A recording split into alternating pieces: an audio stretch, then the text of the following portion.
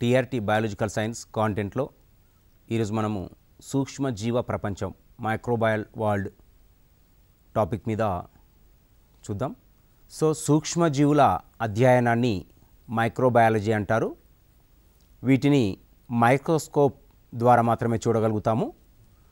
మొట్టమొదటిసారిగా సూక్ష్మజీవుల ఉనికిని ఆంథోనీ వాన్ లీవెన్హుక్ అనేటువంటి శాస్త్రవేత్త 1674లో కనుగొన్నాడు. పరిణామాన్ని బట్టి కాకుండా వర్ధనం చేయడానికి ఉపయోగించే ప్రక్రియను బట్టి సూక్ష్మజీవులను నిర్వచించాలని ఇతను సూచించాడు. సో రోగర్ స్టెయిన్ 1978లో తెలిపాడు, కొన్ని సూక్ష్మజీవులు పత్రహరితాన్ని కలిగి ఉండి స్వయం పోషకాలుగా ఉంటాయి, మరికొన్ని పరపోషణ జీవాన్ని జరుపుతుంటాయి. సూక్ష్మజీవుల యొక్క రకాలు: బ్యాక్టీరియా, వైరస్, శైవలాలు, శిలీంధ్రాలు, ప్రోటోజోవాలు. సో బ్యాక్టీరియా యొక్క నిర్మాణంగా చూస్తే, బ్యాక్టీరియా నిర్మాణంలో చూసినట్టయితే మనకు స్పష్టమైనటువంటి కణదేహము, తర్వాత లోపలి భాగం లోపల సైటోప్లాజం జీవ పదార్థము, తర్వాత పిలి, దాని చుట్టూ శైలికామ వంటి నిర్మాణాలు స్పష్టంగా కనిపిస్తున్నాయి. ఇది బ్యాక్టీరియా యొక్క నిర్మాణము. సో బ్యాక్టీరియాలలో ఉనికిని డచ్ శాస్త్రవేత్త హాలాండ్లో పరిశోధిస్తున్న సమయంలో ఆంథోనీ వాన్ లీవెన్హుక్ కనుగొనడం అనేది జరిగింది. బ్యాక్టీరియాలు దంతాల పాచిలో అనేక మిలియన్ జీవరాశులను గుర్తించి వాటికి యానిమల్ క్యాప్సెల్ అని పేరు పెట్టడం కూడా ఇతనే చూశాడు. సూక్ష్మజీవులకు బ్యాక్టీరియాలో అని పేరు పెట్టినటువంటి వారు హెన్బర్గ్. ఇతను 1829 సంవత్సరం లోపల బ్యాక్టీరియాలోని పేరు పెట్టడం అనేది జరిగింది. బ్యాక్టీరియాలు జంతువులకు, మానవాళికి వ్యాధులను కలగచేస్తాయని నిరూపించడం జరిగింది.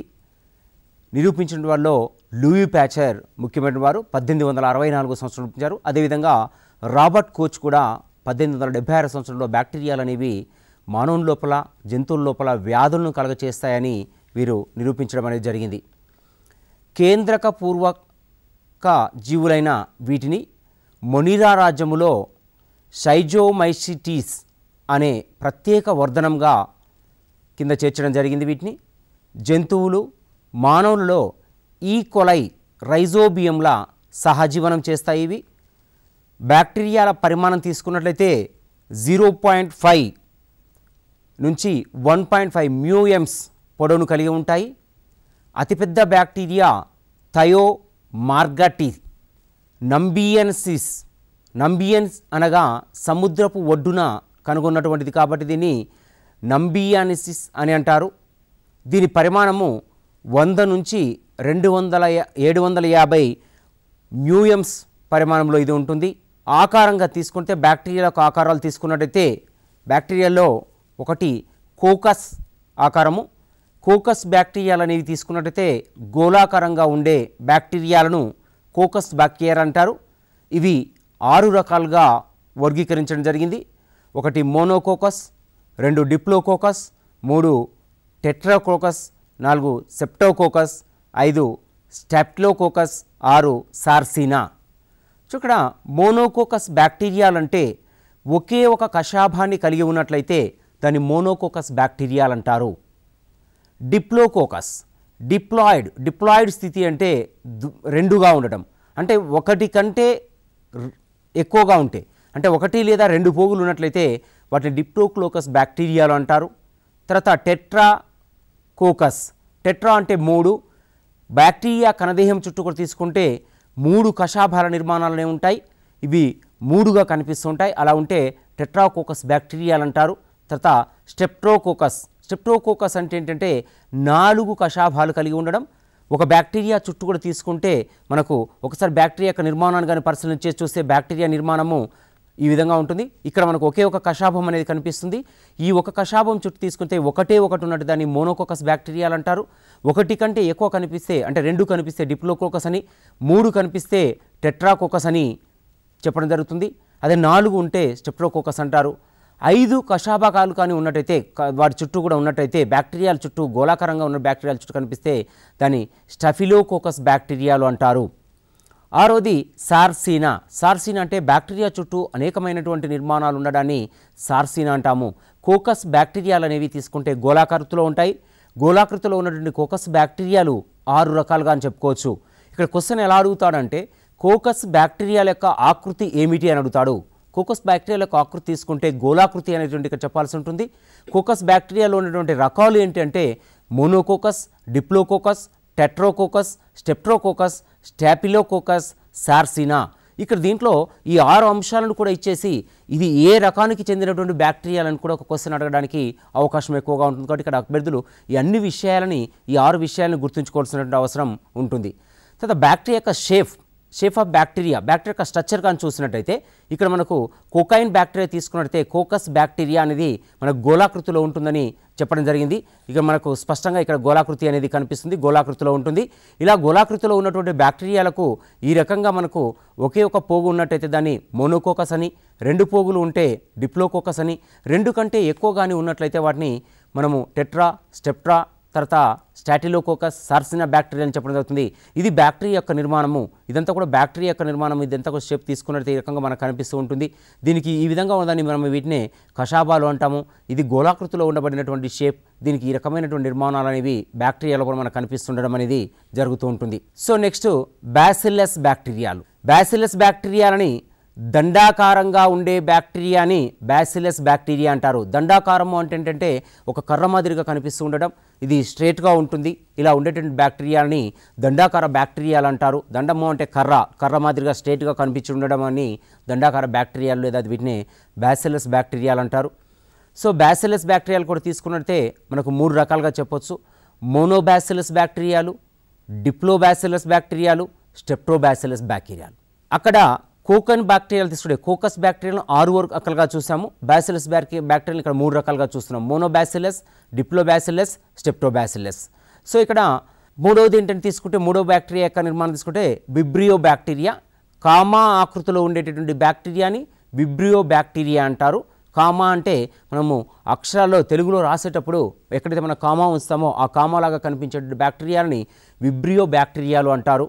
తర్వాత స్పైరిల్లం బ్యాక్టీరియాలు, సరిఫిలాకారంలో ఉండే బ్యాక్టీరియాలను స్పైరిల్లం బ్యాక్టీరియాలు అంటారు. సరిఫిలాకారం అంటే పాము ఏ విధంగానైతే ఉంటుందో పాము యొక్క నిర్మాణాన్ని పోలి ఉన్న బ్యాక్టీరియాలను తీసుకుంటే సరిఫిలాకార బ్యాక్టీరియాలు అని చెప్పడం అనేది జరుగుతుంది. తర్వాత ఈ బ్యాక్టీరియా యొక్క షేప్ కానీ తీసుకుంటే టోటల్గా ఇప్పుడు మనం చూసినటువంటి బ్యాక్టీరియా నిర్మాణం తీసుకుంటే కోకస్ బ్యాక్టీరియాలు, బ్యాసిల్లస్ బ్యాక్టీరియాలు, తర్వాత ఇక్కడ చూడండి మనకు కోకస్ బ్యాక్టీరియాలు ఇక్కడ కనిపిస్తున్నాయి. మనకి ఇవి కోకస్ బ్యాక్టీరియాలు, కోకన్ బ్యాక్టీరియాలు, బ్యాసిల్లస్ బ్యాక్టీరియాలు. బ్యాసిల్లస్ బ్యాక్టీరియా అంటే మనం చెప్పాము దండాకృతిలో ఉంటుందని చెప్పాము. విధంగా దండాకృతిలో కనిపిస్తూ ఉంటుంది మనకు, అంటే కర్ర మాదిరిగా కనిపిస్తూ ఉంటుంది. ఈ బ్యాక్టీరియా లోపల తీసుకుంటే మోనోకోకస్ అంటే ఈ విధంగా ఒకటే ఒక నిర్మాణము పోచ ఉన్నట్టయితే దాన్ని మోనోకోకస్ బ్యాక్టీరియాలు అంటాము. ఇలా 2 ఉన్నట్టయితే దాన్ని డిప్లో అంటాము. 2 కంటే ఎక్కువగా 3 ఉన్నట్లయితే దాన్ని స్టెప్ట్రోకోకస్ అని చెప్పడం జరుగుతుంది. ఇక్కడ మనం ఒకసారి మళ్ళీ మనం చూడొచ్చు మోనోబ్యాసిల్లస్ బ్యాక్టీరియాలు, డిప్లోబ్యాసిల్లస్ బ్యాక్టీరియాలు, స్టెప్టోబ్యాసిల్లస్ బ్యాక్టీరియాలు. వీటి యొక్క నిర్మాణాన్ని కానీ ఇక్కడ మనకు స్పష్టంగా ఇక్కడ కనిపిస్తుంటుంది. బ్యాసిల్లస్ బ్యాక్టీరియాలు ఇక్కడ దండాకారంలో కనిపిస్తున్నాయి. ఇది మోనోకోకస్, ఇది డిప్లోకోకస్, తర్వాత స్టెప్టోకోకస్. అంటే ఇక్కడ బ్యాక్టీరియాకు ఉండబడే కషాబాలను ఆధారం చేసుకొని బ్యాక్టీరియా స్ట్రక్చర్ని దాని స్పేస్ని మనము చూడడానికి అవకాశం అనేది ఎక్కువగా ఉంటుంది. బ్యాక్టీరియా యొక్క నిర్మాణం అనేది ఈ విధంగా స్పష్టంగా కనిపిస్తూ ఉంటుంది. సో బహురూప బ్యాక్టీరియాలు అంటే ఏంటి చూడండి, లభ్యమయ్యేటటువంటి పోషక పదార్థాలు పరిస్థితులను బట్టి ఆకారాలు మార్పు ఉన్నటువంటి బ్యాక్టీరియాలు. ఉదాహరణకు తీసుకుంటే అసెటోబ్యాక్టీరియా దండాకారంలో ఉంటుంది. ఇది పోగుల దండాకారంలో ఉంటుంది, దీర్ఘవృత్తాకారంలో ఉంటుంది, సూక్ష్మ దండాకార గొలుసు ఆకారంలో కూడా ఇది కనిపిస్తూ ఉంటుంది. మరొకసారి మనము ఒకసారి చూసినట్లయితే షేప్ చూసినట్లయితే బ్యాక్టీరియా షేప్ ఇక్కడ కనిపిస్తూ ఉంటుంది. చూడండి బహు బ్యాక్టీరియాలన్న మనం బహుయుతంగా ఉండేటువంటి బ్యాక్టీరియా తీసుకుంటే ఇది అనేక రకాలైన నిర్మాణాలు ఇక్కడ మనకు కనిపిస్తుంటాయి స్పష్టంగా. దాని చుట్టూ తీసుకున్నట్లయితే మనకు నిర్మాణాలు స్పష్టంగా ఇక్కడ మనకు కనిపిస్తున్నాయి. అంటే బ్యాక్టీరియా యొక్క షేప్ను కానీ మనం చూసినట్టయితే ఇది స్పష్టంగా మనకు బ్యాక్టీరియా నిర్మాణం అనేది దాని చిత్రాన్ని చూడవచ్చు. అందుకే చెప్తున్నాం బహురూప బ్యాక్టీరియా అంటాం. బహురూప బ్యాక్టీరియాలకు ఉదాహరణ ఏంటంటే అసెటోబ్యాక్టీరియా. ఇవి దండాకృతిలో కానీ ఉంటున్నాయి, పోగు దండాకారంలో ఉంటున్నాయి, దీర్ఘవృత్తాకారంలో ఉంటున్నాయి, సూక్ష్మ దండాకృతిలో గొలుసుల ఆకారంలో ఇవి బ్యాక్టీరియాలు అనేవి కనిపిస్తుండడం జరుగుతుంది. తర్వాత అయస్కాంత బ్యాక్టీరియాలు. అయస్కాంత బ్యాక్టీరియాలు చూస్తుంటే వీటిలో గల అయస్కాంత క్షేత్ర దిశానుసారంగా ఉండే బ్యాక్టీరియా ఉదాహరణకు తీసుకుంటే ఆక్వా స్పైరిల్లం, తర్వాత మ్యాగ్నిటోటాక్టిమ్, ఈ బ్యాక్టీరియాలు అనేవి అయస్కాంత బ్యాక్టీరియాలకు ఉదాహరణగా చెప్పుకోవచ్చు మనము. అయస్కాంతం అంటే magnetism is a connecting witty to the another purpose. అంటే ఆకర్షణ శక్తి ఎక్కువగా ఉంటుంది బ్యాక్టీరియాలకు. ఒక బ్యాక్టీరియాను మరొక బ్యాక్టీరియా కానీ ఒక జీవి ఇతర జీవులను ఆకర్షించుకోవడం కోసం ఇవి ఎక్కువగా ఉపయోగపడడం అనేది జరుగుతూ ఉంటుంది. అందుకే ఇక్కడ అభ్యర్థులు గుర్తుంచుకోవాల్సిన బ్యాక్టీరియాల యొక్క రకాలతో పాటుగా బ్యాక్టీరియా అనేది దేనిని ఉదాహరణగా ఉంది. ఎగ్జాంపుల్గా తీసుకుంటే అయస్కాంత బ్యాక్టీరియాలు ఉన్నాయి. అయస్కాంత బ్యాక్టీరియాలకు ఉదాహరణ ఏమిటి అని అడిగినప్పుడు ప్రశ్న ఆక్వా స్పైరిల్లం అనేటటువంటి దాన్ని స్పష్టంగా అక్కడ గుర్తించగలగాలి. తర్వాత మ్యాగ్నెటోటాక్టికమ్, ఇది కూడా మనకు అయస్కాంత బ్యాక్టీరియాకు ఉదాహరణగా చూడవచ్చును. తర్వాత బ్యాక్టీరియా యొక్క కణ నిర్మాణాన్ని కానీ చూసినట్టయితే బ్యాక్టీరియా కణ నిర్మాణం ఎలా ఉంటుందంటే కేంద్రక పూర్వజీవి కణ నిర్మాణం పోలి ఉంటుంది. కేంద్రకం త్వచరహితమై ఉంటుంది. ఇక్కడ చూస్తే చూడండి, బ్యాక్టీరియా కణానికి కేంద్రక పూర్వజీవి కణ నిర్మాణం పోలి ఉంటుందన్నాం. అంటే బ్యాక్టీరియా యొక్క కణము లోపల కేంద్రకం అనేది ఉండదు. ఇక్కడ గుర్తుపెట్టుకోవాల్సినటువంటి అంశం ఉంది. కేంద్రకం యొక్క త్వచము అనేది త్వచరహితము, అంటే కేంద్రకం చుట్టూ ఉండేటువంటి పొర అనేది ఇక్కడ ఉండదు అనేది గమనించాలి. మరి ఇక్కడ కణకవచం యొక్క బ్యాక్టీరియా యొక్క కణకవచం కానీ చూసినట్టయితే ఎలా ఉంటుందంటే ఫెస్టిడో గ్లైకాజన్తో నిర్మితమై ఉన్నటువంటి కణకవచం అనేది బ్యాక్టీరియాలో కనిపిస్తుంది. తర్వాత కణకవచం అనేది బాహ్య నిర్మాణాన్ని చూసినట్టయితే బ్యాక్టీరియాను కణకవచం ఎలా ఉపయోగపడుతుందంటే రక్షణ కోసం ఉపయోగపడుతుంది. చలనం తర్వాత ఆధారాన్ని అంటిపెట్టుకోవడానికి ఉపయోగపడుతుంది. తర్వాత గ్లైకోకెలికిస్, దీన్ని జిగురు పొర అని అంటారు. దృఢంగా ఉండేటటువంటి తొడుగు ఉంటుంది, దీనిపైన గుల్లిక లాంటి నిర్మాణం అనేది మనకు కనిపిస్తూ ఉంటుంది.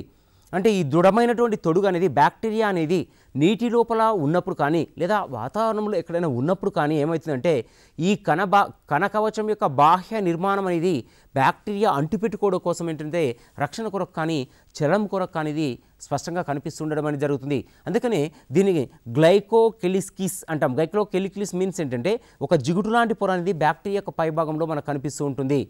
సో ఇది ఏంది, ఇది దృఢంగా ఉండేటటువంటి ఒక తొడుగు క్యాప్సిడ్ మాదిరిగా ఉంటుంది. గుల్లిక లాంటి నిర్మాణాన్ని కలిగి ఉండి అంటిపెట్టుకోవడం కోసం ఉపయోగపడడం అనేది జరుగుతూ ఉంటుంది. సో ఇది బ్యాక్టీరియా యొక్క నిర్మాణాన్ని మనం త్వరగా చూడొచ్చు.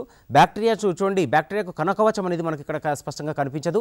కానీ ఒకసారి మళ్ళీ ఇక్కడ చూసిన చూడండి, కణకవచము అనేది ఉండదు, రక్షణ చలనం లాంటి ఆధారాన్ని అంటిపెట్టుకుని చెప్పాము. చూడండి, బ్యాక్టీరియా యొక్క స్ట్రక్చర్ కానీ నిర్మాణంలో చూసినట్టయితే ఈ బ్యాక్టీరియా చుట్టూ కూడా తీసుకుంటే ఇది మొత్తం కూడా ఇది కణకవచం అని అనడానికి లేదు. ఇది ఒక రక్షణ పొరగా ఉంటుంది, మందంగా ఉంటుంది కణకవచం అనేది. దీని లోపల మనకి ఎక్కడ కూడా కేంద్రకం అనేది కనిపించదు. కానీ కేంద్రకం లోపల తీసుకుంటే దీంట్లో మనకు జీవ పదార్థం అనేది స్పష్టంగా కనిపిస్తుంది. ఇదంతా జీవ పదార్థం, సైటోప్లాజం అంటాము. సో ఈ చుట్టూ ఉన్నటువంటి కషాబాల నిర్మాణాన్ని క్యాప్సిల్ పొర, ఇదంతా క్యాప్సిల్ పొర, దీని చుట్టూ కూడా కషాబ నిర్మాణాన్ని మనకు స్పష్టంగా బ్యాక్టీరియా నిర్మాణం లోపల మనకు కనిపిస్తూ ఉండడం అనేది జరుగుతుంది. ఇది బ్యాక్టీరియా యొక్క నిర్మాణానికి మనం తీసుకోవడానికి చెప్పుకోవడానికి అవకాశం ఉన్నటువంటిదిగా చూడవచ్చును. తర్వాత కషాబాలు అంటే చూడండి, ఇక్కడ బ్యాక్టీరియా చుట్టూ ఉన్నటువంటి నిర్మాణాలు ఇవి కషాబాలండి. ఇవన్నీ కషాబాలను, ఇవన్నీ కూడా కషాబాలని, ఇవన్నీ కషాబాలని. బ్యాక్టీరియా చుట్టూ ఉన్నటువంటి నిర్మాణాలు మొత్తం కూడా కషాబాలని చెప్పడం అనేది జరుగుతూ ఉంది. సో కషాబాలు, బ్యాసిల్లస్ బ్యాక్టీరియాలు కషాబరహితాలు. కొన్ని బ్యాసిల్లస్, కొన్ని కోకస్ బ్యాక్టీరియాలు కషాబరహితాలు. కషాబాలు ఫ్లాజిల్లిటిన్ అనే ప్రోటీన్ నిర్మితాలు చలనానికి ఉపయోగపడతాయి. బ్యాసిల్లస్ బ్యాక్టీరియాలను తీసుకున్నట్టయితే కషాబ రహితాలు, వీటిలో కషాబాలని ఉండవు. కొన్ని బ్యాక్టీరియా లోపల, కొన్ని బ్యాక్టీరియాలో తీసుకున్నట్టయితే మనకు అన్ని కోకస్ బ్యాక్టీరియాలు అనేవి కషాబ రహితాలుగా ఉంటాయి.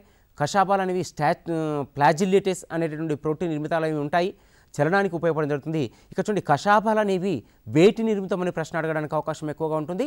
కషాబాలు అనేవి ఫ్లాజిల్లిట్ అనేటటువంటి రకానికి చెందిన ప్రోటీన్ నిర్మితాలు ఇవి బ్యాక్టీరియా లోపల చలనానికి ఉపయోగపడతాయనే విషయాన్ని ఇక్కడ గుర్తుంచుకోవాలి. తర్వాత పిలి లేదా పింబ్రియాలు, ఇవి పింబ్రియాలిస్ లేదా ఫిలిస్ అనే ప్రోటీన్ నిర్మితాలు. ఇవి పొట్టిగా, చిన్నవిగా, పలుచగా, దృఢంగా ఉంటాయి. ఒక కణానికి అనేక సంఖ్యలో ఉండే కణం అంతా లేదా ఒక ప్రక్క వ్యాపించి ఉండడం జరుగుతుంది.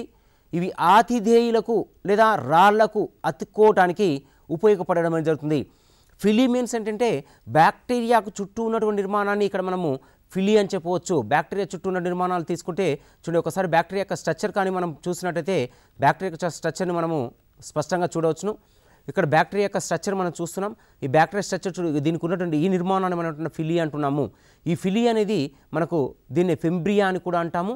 ఇది ఏం చేస్తుంది అంటే బ్యాక్టీరియా అనేది ఇటు నీటి లోపల కానీ లేదంటే కానీ ఎక్కడైనా ఉన్నప్పుడు ఆధారాన్ని అంటిపెట్టుకుని ఉండడం కోసం ఇది ఉపయోగపడుతుంది. అందుకనే ఆతిథేయులకు అంటే బ్యాక్టీరియా నివసించడానికి ఉన్నటువంటి ఏదైతే రక్షణ కవచం అనేది ఉంటుందో, రక్షణ ఉంటుందో దాన్ని అంటిపెట్టుకోవడానికి ఉపయోగపడుతుంది. రాళ్ళకు అతుక్కోవడానికి కూడా ఫిలీ అనేది ఉపయోగపడడం జరుగుతుంది. సో దీంట్లో లైంగిక ఫిలీ అంటే పెద్దవిగా ట్యూబుల వలె ఉంటాయి, అంతరరంధ్రం కలిగి ఉండి సంయుగ్మములో ఉపయోగపడతాయి. ఇక్కడ చూడండి, ఫిలీ అంటేనే చాలా పెద్దవిగా కనిపిస్తాయని చెప్తున్నాం. ఇక్కడ మనము ఇవి ట్యూబుల వలె ఉంటాయి. ట్యూబులు మీన్స్ ఒక పైపుల మాదిరిగా కనిపిస్తూ ఉంటాయి. అంతరరంధ్రము అంటే దాని యొక్క లోపలి భాగం లోపల ఏదైతే ఫిలీ ఉందో ఫిలీ లోపల అంతరంధ్రం అనేది ఉంటుంది. ఈ అంతరంధ్రం ఉంటుంది కాబట్టి ఈ బ్యాక్టీరియాలు అనేవి సంయుగ్మం లోపల పాల్గొంటాయి. సంయుగ్మం అంటే ఏంటంటే ప్రత్యుత్పత్తి జరపడానికి చేసేటటువంటి ప్రక్రియనే ఇక్కడ బ్యాక్టీరియాలో సంయుగ్మము అంటాము. అంటే ఇక్కడ సంయుగ్మములో కణాలను బంధించటకు ఉపయోగపడతాయి. పిలి కంటే తక్కువ సంఖ్యలో 1 నుంచి 10 వరకు ఇవి ఉండడం జరుగుతుంది. లైంగిక స్థితిలో ఉండేటువంటి ఫిలీలు అనేవి 1 నుంచి 10 వరకు బ్యాక్టీరియా లోపల ఉండడం అనేది జరుగుతుంది. సో జీవ పదార్థం తర్వాతి మూడవది కణకవచానికి లోపలి వైపు ఉండే పదార్థాన్ని జీవ పదార్థం అని అంటాము. ఈ జీవ పదార్థము 3 భాగాలుగా విభజించవచ్చును. బ్యాక్టీరియా యొక్క నిర్మాణం మనం టోటల్గా చూసాం. బ్యాక్టీరియా యొక్క లోపల నిర్మాణంలో తీసుకుంటే మనకు స్పష్టంగా బయట కనిపించే నిర్మాణాన్ని మనం తీసుకున్నట్లయితే మనము కవచము అంటాము, లోపల నిర్మాణాన్ని జీవ పదార్థము అంటున్నాము. మరి ఇక్కడ భాగాలుగా తీసుకున్నట్టు చూడండి, ప్లాస్మా త్వచాన్ని మనం ఏమంటామంటే కణ కవచము అంటున్నాము. సో కణద్రవ్యము అంటే ఏంటంటే జీవ పదార్థము, సైటోప్లాజం అంటాము. న్యూక్లియోటైడ్ బ్యాక్టీరియా నుంచి ఉన్నటువంటి సన్నని పోచల లాంటి నిర్మాణాలని న్యూక్లియోటైడ్స్ అంటాము. ఈ న్యూక్లియోటైడ్స్ అనేవి మనకు ఉండడం అనేది బ్యాక్టీరియాలో ఉండడం అనేది జరుగుతుంది. సో ఫస్ట్ వన్ చూద్దాం, ప్లాస్మా త్వచం లేదా కణ త్వచం అంటున్నాం. ఇది లైపోప్రోటీన్ నిర్మితము, విభేదన పొరగా ఉపయోగపడుతుంది. కణం యొక్క స్థితి స్థాపకత ద్రవీభవనకు ఉపయోగపడుతుంది. దీనిలోని ముడతలను మీసోసోమ్స్ అంటారు. ఇది ద్విధా విచ్ఛితికి ఖనిజ శోషణాలకు ఉపయోగపడడం అనేది జరుగుతుంది. చూడండి, ప్లాస్మా త్వచము లేదా కణత్వచం. ప్లాస్మా త్వచము చూసినట్టయితే దేనికి ఉపయోగపడుతుంది అనేటువంటి క్వశ్చన్ అడగకుంది. ఇంకొకటి ఏంటంటే ప్లాస్మా త్వచము దేని నిర్మితము? బ్యాక్టీరియాలో ప్లాస్మా త్వచము చూసినట్టయితే లైపోప్రోటీన్ నిర్మితము. బ్యాక్టీరియా లోపల ప్లాస్మా త్వచం అనేది లైపోప్రోటీన్ నిర్మితము. ఇది క్వశ్చన్ అడగడానికి అవకాశం ఉంది. అభ్యర్థులు బాగా గుర్తుపెట్టుకోవాల్సినటువంటి అవసరం ఉంది. ఇంకొకటి ఏంటంటే చూడండి, బ్యాక్టీరియా లోపల నుండి ద్రవీభవనకు ఉపయోగపడుతుందని చెప్పుకుంటున్నాము. దీనిలో ఉండబడేటువంటి ముడతలను అంటే బ్యాక్టీరియా యొక్క ప్లాస్మా త్వచంలో ఉండే ముడతలని ఏమంటారు అనే ఒక క్వశ్చన్ అడగడానికి అవకాశం ఉంది. దీన్ని మీసోసోమ్స్ అని అంటారు. ఇది బ్యాక్టీరియా అనేది దేని ద్వారా జరుపుతుంది అంటే ద్విధా విచ్ఛిత్తి జరపడం కోసము, ఖనిజాల శోషణం జరపడం కోసం ఈ ప్లాస్మా త్వచం అనేది ఉపయోగపడుతున్న విషయాన్ని అభ్యర్థులు గుర్తుంచుకోవాలి. తర్వాత కణద్రవ్యంలో రైబోజోమ్స్, పాలిసోమ్స్ సమూహాలు అనేవి మనకు స్పష్టంగా కనిపిస్తూ ఉంటాయి. రైబోజోమ్స్ అనేవి మనకు కనిపిస్తాయి. తర్వాత పాలిసోమ్స్ కూడా మనకు దీంట్లో కనిపిస్తుంటాయి. కిరణజన్య సంయోగ క్రియ బ్యాక్టీరియా పత్రహరిత రకాలు ఉంటాయి. ఉదాహరణకు గ్రీన్ సల్ఫర్ బ్యాక్టీరియాలో క్రోమటోఫోర్లో ప్లాస్మా కింద అతికి ఉంటాయి. విద్యుత్ సల్ఫర్ బ్యాక్టీరియాలో ప్లాస్మా త్వచం అంతర్వాలన బ్యాక్టీరియా పత్రంలాగా ఉండడం అనేది జరుగుతూ ఉంటుంది. ఈ బ్యాక్టీరియా యొక్క నిర్మాణాన్ని మనం పరిశీలన చూస్తే ఇక్కడ రైబోసోమ్స్, పాలిసోమ్స్ అంటున్నాము. రైబోసోమ్స్ ఉంటాయి, ఇక్కడ మనకు పాలిసోమ్స్ ఉంటాయి. ఇవి బ్యాక్టీరియా యొక్క నిర్మాణంలో కనిపించే నిర్మాణాలు. కిరణజన్య సంయోగక్రియ లోపల కూడా కొన్ని బ్యాక్టీరియాలు అనేవి కిరణజన్య సంయోగక్రియ బ్యాక్టీరియాలు అనేవి ఉంటాయనుకున్నాం. ఇవి పత్రంలో ఉన్నటువంటి పత్రహరితం ఏ రకంగా మన రూపంగా కనిపిస్తుందో ఆ రకంగా కనిపిస్తుంది. ఉదాహరణ తీసుకుంటే గ్రీన్ సల్ఫర్ బ్యాక్టీరియాలను తీసుకోవచ్చు. ఈ గ్రీన్ సల్ఫర్ బ్యాక్టీరియా లోపల క్రోమటోఫోర్ ప్లాస్మా పొర యొక్క కింది భాగం లోపల అతికి ఉండడం అనేది జరుగుతుంది. తర్వాత పర్పుల్ సల్ఫర్ బ్యాక్టీరియాలో కూడా ప్లాస్మా త్వచం అనేది అంతర్వాలన బ్యాక్టీరియా సహపత్రంగా మనకు కనిపించడం అనేది జరుగుతుంది. తర్వాత న్యూక్లియోటైడ్ బ్యాక్టీరియాలు. త్వచరహిత కేంద్రకం ఉంటుంది. జర్యము పదార్థాన్ని కలిగి ఉండే జీవ పదార్థం ఉండే ప్రాంతాన్ని న్యూక్లియోటైడ్ అంటారు. తర్వాత బ్యాక్టీరియాకు ఔషధ నిరోధక శక్తి, వ్యాధికారక సామర్థ్యాన్ని కలగచేసే ప్లాస్టిడులు స్వయం ప్రతిపత్తి కలిగి ఉంటాయి. 2 పోగుల నగ్న DNA కూడా బ్యాక్టీరియా లోపల కనిపిస్తుంది. ఇది త్వచ కేంద్రకము ఉంటుంది అని చెప్పడం, అంటే త్వచముతో కూడినటువంటి కేంద్రకం అనేది న్యూక్లియస్ లోపల కనిపిస్తుంది. జర్యము పదార్థాన్ని కలిగి ఉండి జీవ పదార్థము ఉండే ప్రాంతాన్ని న్యూక్లియోటైడ్ అంటారు. న్యూక్లియోటైడ్ అంటే జర్యము పదార్థం. జర్యం అంటే ఒక పదార్థం, జన్యు పదార్థంలా ఉండేటువంటి పదార్థ నిర్మాణము. బ్యాక్టీరియాకు ఔషధ నిరోధక శక్తి, వ్యాధికారక సామర్థ్యాన్ని కలగచేసే ప్లాస్టిడులు స్వయం ప్రతిపత్తి కలిగి ఉంటాయి. ఇవి 2 నగ్న DNAలుగా ఉంటాయి. ఈ డిఎన్ఏలు అనేవి చాలా ముఖ్యమైనటువంటి బ్యాక్టీరియాలుగా చెప్పుకోవచ్చును. తర్వాత ప్లాస్టిడులు అనేవి తీసుకుంటే 3 రకాలుగా వర్గీకరించే ప్లాస్టిడ్ని. ఒకటి ఎఫ్, ఇతర కణాలకు జన్యువులు వాటంతటా బదిలీ అవుతాయి.